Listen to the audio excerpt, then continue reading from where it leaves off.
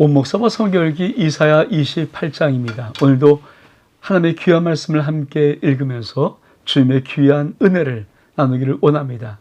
이사야 28장 함께 읽겠습니다. 이사야 28장입니다. 에브라임의 면류관이 밟히리라.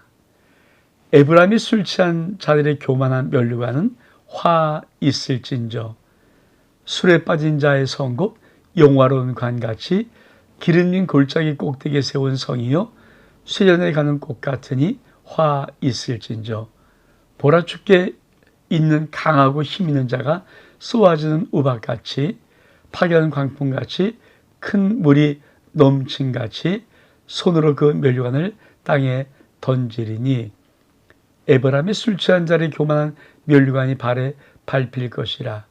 그 기름진 골짜기 꼭대기는 그 영화가 쇠전에 가는 꽃이 여름 전에 처음 익은 무화과 같으리니 보는 자가 그것을 보고 얼른 따서 먹으리로다. 그날에 만군의 여호와께서 자기 백성의 남은 자에게 영화로운 면류관이 되시며 아름다운 화관이 되실 것이라. 재판석에 앉은 자에게는 판결한 영이 되시며 성문에서 싸움을 물리치는 자에게는 힘이 되시로다. 그리하여도 이들은 포도주로 말미암아 역걸음을 치며 독주로 말미암아 비틀거리며 재앙과 선지자 독주로 말미암아 역걸음을 치며 포도주에 빠지며 독주로 말미암아 비틀거리며 환상을 잘못 풀며 재판할 때도 실수하니 모든 상에 토한 것 더러운 것이 가득하고 깨끗한 것이 없도다. 우리가 이사야 28장부터 34장까지는 다시 유다, 예루살렘 이 두 나라에 대한 하나님의 심판의 경고입니다.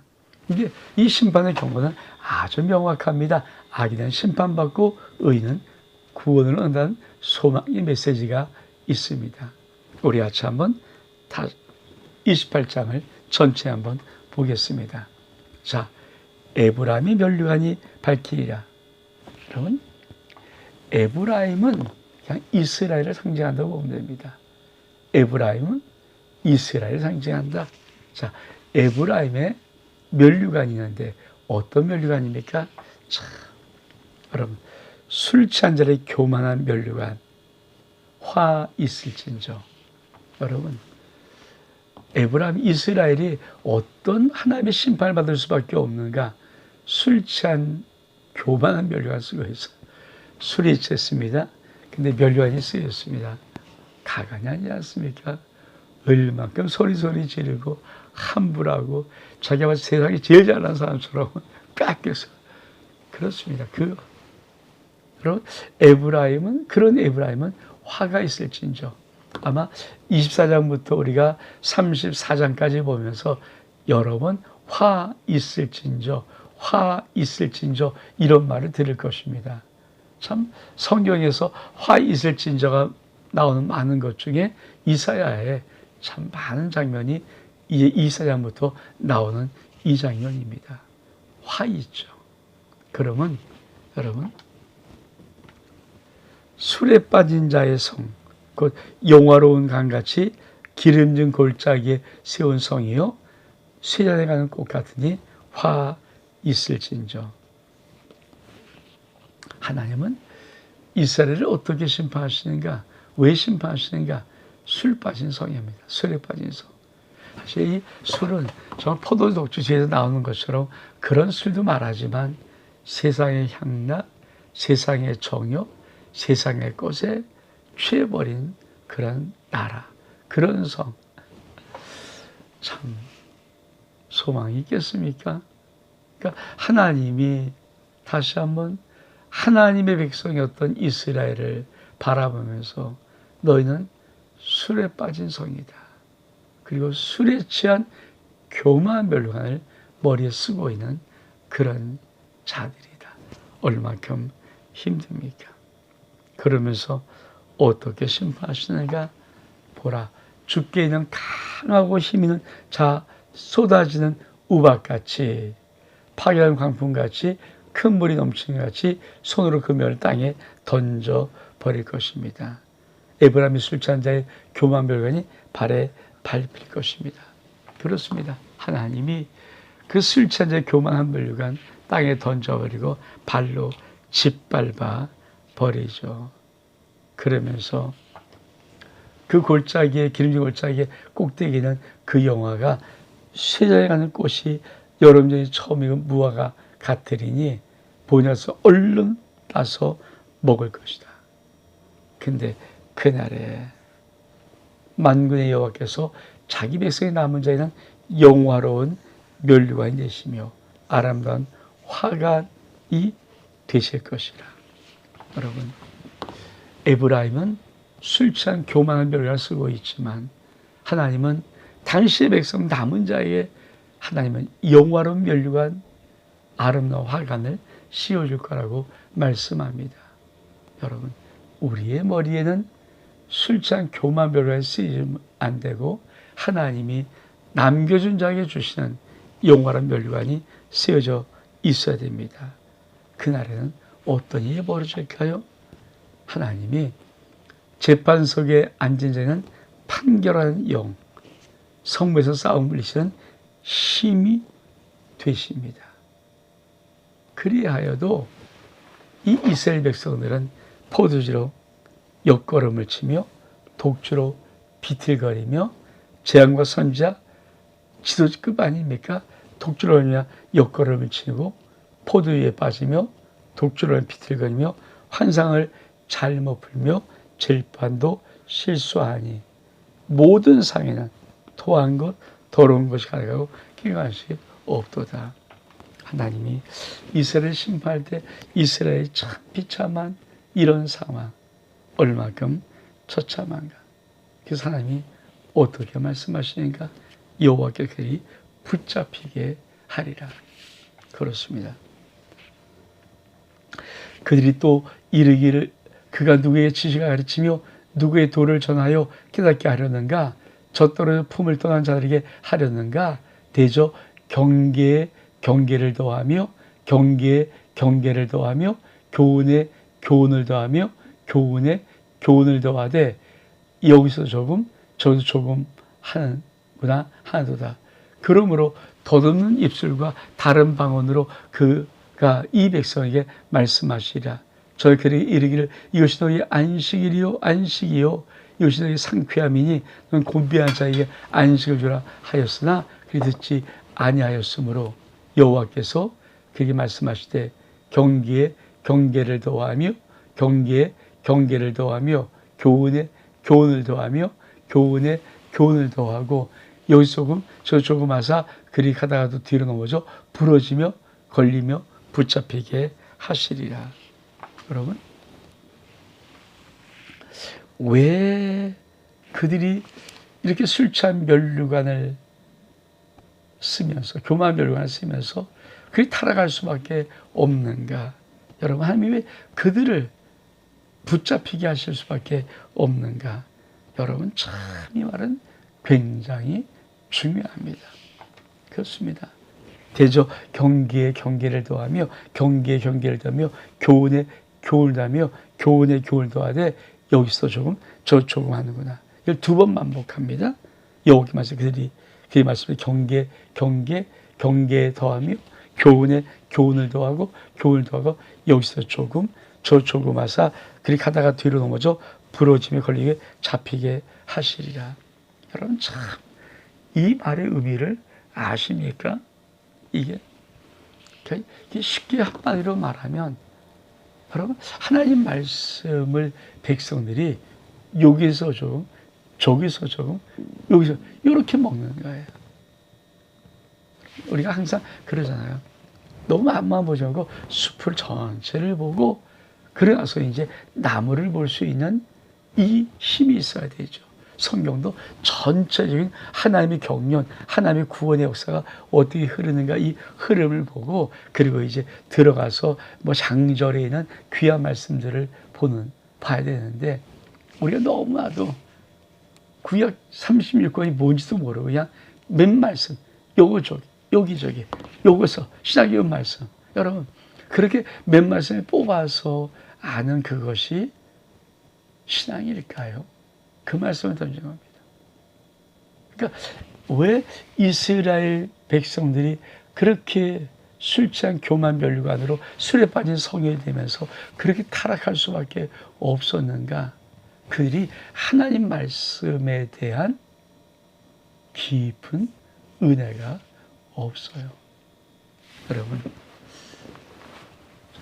온 목사와 성경 읽게 하는 가장 큰 목적 중에 하나가 그래도 성경을 한 번 읽을 때 적어도 성경 전체가 어떤 내용으로 가는지를 좀 알아야 그 다음에 성경을 좀 깊이 좀 볼 수 있고 그렇죠. 많은 사람들이 말씀 몇 구절을 알아요. 암송도 해요. 근데 몇 구절이에요. 사실 성경 복잡하거든요.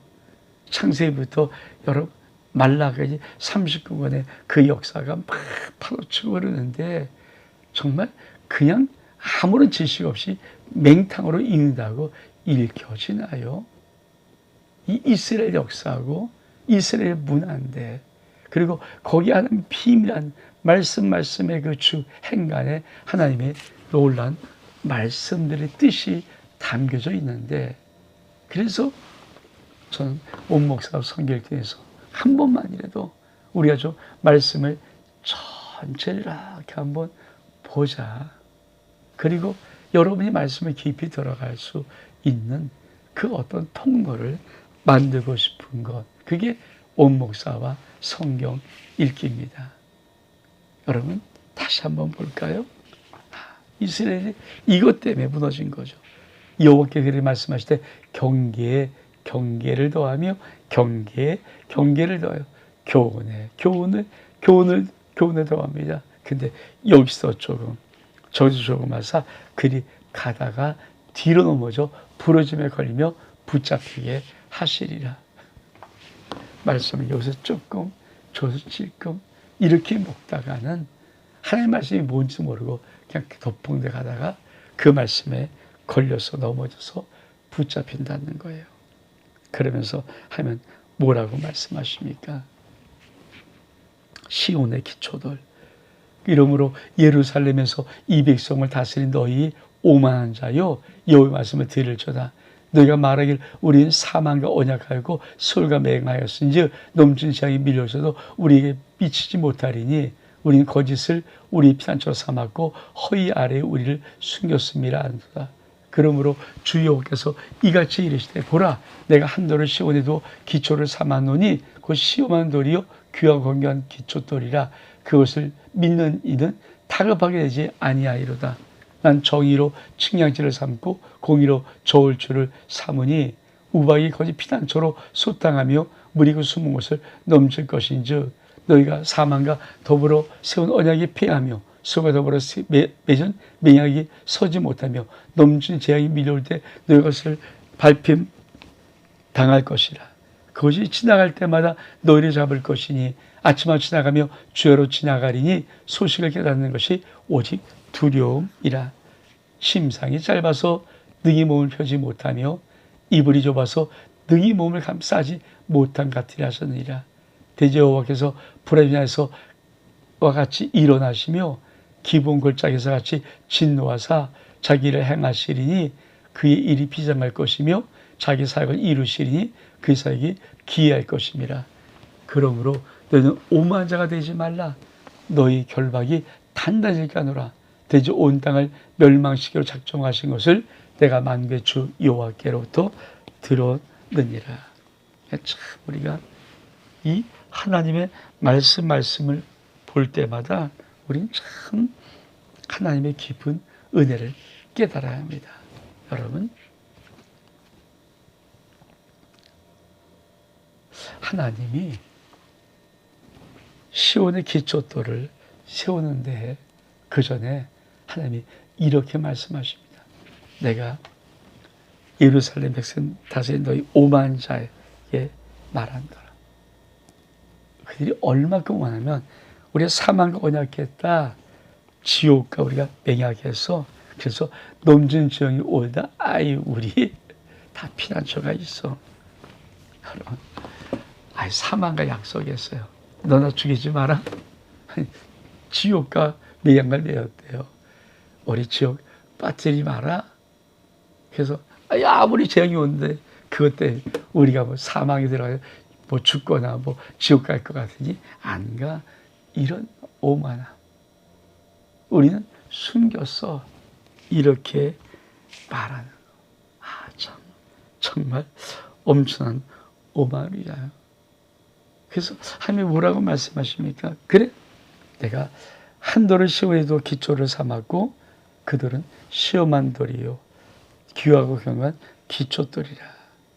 내가 정의를 측량 삼고 공의를 저울줄 삼아서 내가 한번 우박이 거기서 피난처를 소탕하며 물이 거기서 그 숨는 곳에 넘칠 즉 한번 봐라. 너희가 사망과 더불어 세운 언약 폐해진다. 수호역으로 세운 맹약 서지 못하며 넘진 자에 미룰 때 너희가 거기에 밟힘을 당할 것이라. 그렇습니다. 하나님이 시온의 기초들을 놓고 딱 정의와 공의의 줄자를 딱 갖고 그래야 한번 구원이라는 것은 이 모든 것에 합당한 것이 구원이지 너희가 이런 걸 무시하고 악을 행하면서 우리가 사망과 약속을 해서 지옥과 맹약을 모여서 이런다고 구원받지 못하는 구원받는 거 아니다. 반드시 너희들은 죽을 것이다. 이렇게 말씀하는 거예요. 여러분, 그래서 그들이 어떤 형국인가? 심상이 짧아서 능히 몸을 펴지 못하고 이불이 좁아서 능히 몸을 싸지 못함 같아요. 사람이죠. 다리를 쭉 뻗고 잘 텐데 아니 펴지를 못하는 거야. 너무 좁아서. 이불이 너무 좁아서 감싸는데 감싸지 못해요. 그게 바로 이들의 형국이라는 것입니다. 근데 하나님은 어떻게 합니까? 하나님은 브라심 산에서 같이 기본 골짜기 진노하사 자기의 화역을 이루실 것이다.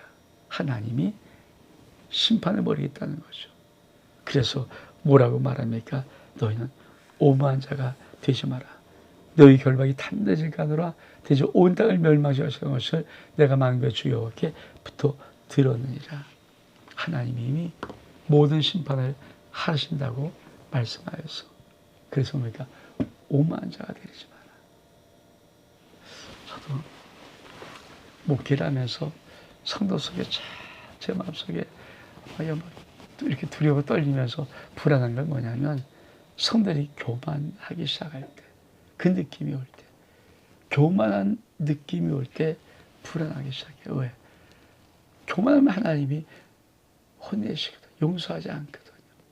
그래서 교만하면 안 되는데 그들의 모습 속에 교만의 모습이 살짝 비칠 때 목사의 마음이 불안하기 시작합니다. 왜? 하나님도 이렇게 말씀합니다. 그러므로 너는 오만한 자가 되지 마라. 오만한 자가 되지 마라. 오만한 자가 되지 마라. 여러분, 정말 오만한 자가 되지 않기를 주 이름으로 축복합니다. 그 다음 마지막 단락 볼까요? 여호와의 모략과 지혜. 넌 귀를 기울여 내 목소리를 내라. 자세히 내 말을 내라. 파종하려고 하는 자가 어찌 시험 갈기만 하겠느냐. 자기 땅을 개가하고 고르기만 하겠느냐. 지면 이미 평평하게 했으면 소양을 뿌리며 대가를 뿌리며 소맥을 준일히 심으며 대맥을 정하고 심으며 귀를 그가에 심지 아니하겠느냐. 이는 그의 하나님이 그에게 적당한 방법을 고의사 가르쳤으며 소양은 도리깨로 떨지 아니하고 대양은 수레바퀴로 굴리지 아니하고 소양은 작대기로 떨고 대양은 막대기로 떨며 곡식은 부수는가 아니라 늘 떨기만 하지 아니하고 그 수레바퀴에 굴리고 그것으로 말굽으로 밝게 하셔도 부수지는 아니하니 이는 만국의 여호와의 것이라. 그의 경영은 기묘하고 지혜는 광대하니라. 하나님이 뭐라고 말씀하십니까? 갑자기 내 말을 잘 들어봐라. 자, 파종하는 것. 파종한에게서 쉬지 않고 갈기 막이느냐, 땅을 개간하게 막이냐, 거기에 요것도 뿌리고 저것도 뿌리는데 대배향, 뭐 소해향 이런 것은 어떤 의미에서는 우리가 이렇게 뭐라 그러죠? 이렇게 깨 같은 느낌, 이제 그런 걸 뿌리는 느낌이라고 합니다. 그런 것들 뿌리는데 이 농부는 뭡니까? 소양을 어떻게 뿌리고 대양을 어떻게 뿌리고 대백은 어떻게 심고 소명은 어떻게 심고 이거 다 아는 거예요. 근데 그 적당한 모든 방법을 어디서부터 배웠는가? 하나님이 그에게 적당한 방법을 보이사 가르쳤다는 거예요. 그래서 그들의 지혜가 뭡니까? 만군의 여호와께서 난 것이라 그 경험은 기묘하고 지혜는 광대하니라. 이 말씀은 뭐예요?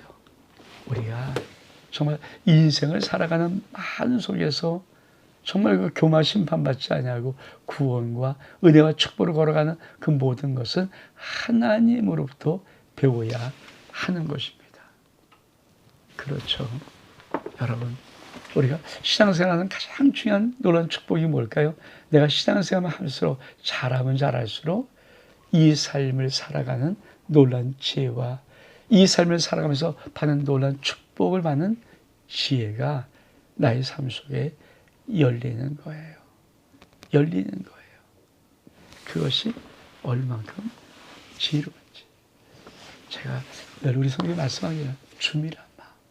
저는 하나님이 무엇을 좋아하는지를 참 젊었을 때 잘 배운 것 같아요. 그게 줌이란 마음이에요. 어떻게 하면 하나님을 더 기쁘시게 할까? 어떻게 하면 잘 섬길까?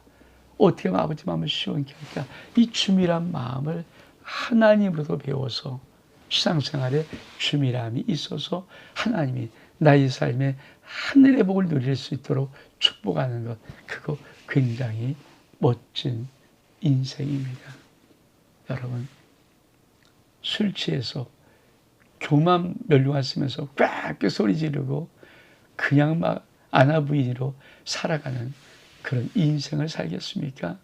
아니면 하나님이 우리의 인생 속에 영원한 멸류관을 쓰시며 삶의 지혜와 방법을 잘 보여주고 가르쳐줘서 이 땅에 하나님이 정말 아름답게 살아가는 삶의 축복된 인생으로 인생을 살아가시겠습니까?